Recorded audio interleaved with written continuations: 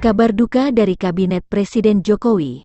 Menteri Pendayagunaan Aparatur Negara dan Reformasi Birokrasi, Menpan RB, Cahyo Kumolo meninggal dunia pada Jumat, tanggal 1 Juli tahun 2022, pukul 11 waktu Indonesia Barat. Sebelumnya Cahyo Kumolo menjalani perawatan beberapa hari ini di rumah sakit. Informasi soal wafatnya mantan Sekretaris Jenderal PDIP itu dibenarkan oleh politisi PDIP, Junimat Girsang, dilansir dari Kompas.com.